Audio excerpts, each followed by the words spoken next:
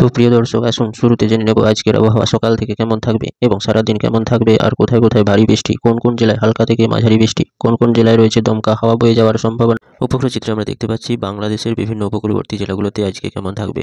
বাংলাদেশের উপকূলবর্তী জেলা বলতে চট্টগ্রাম, মহেশখালী, কালাপাড়া, বরিশাল, খুলনা এইসব জেলাগুলোতে আজকে কনকনে শীতল বাতাস বয়ে যাওয়ার একটা আশঙ্কা রয়েছে, যার প্রভাবে জাঁকিয়ে শীত পড়ার সম্ভাবনা জারি করল আবহাওয়া দপ্তর। এছাড়া আবহাওয়া দপ্তর সূত্রে জানা গেছে মতিরহাট, মাদারীপুর, ফিরোজগঞ্জ, লোহামারা এবং যশোর এইসব জেলাগুলোতে সকাল থেকে উত্তরে ফুরফুরে বাতাস প্রবেশ করবে এবং সন্ধ্যার দিকে জাঁকিয়ে শীত পড়ার সম্ভাবনা রয়েছে।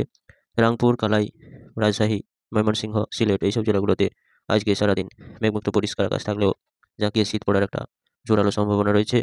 বাংলাদেশের বিভিন্ন উপকূলবর্তী জেলাসহ সমগ্র জেলাগুলোতে আজকে প্রবল জাঁকিয়ে শীত পড়ার একটা সম্ভাবনা জারি করল আবহাওয়া দপ্তর।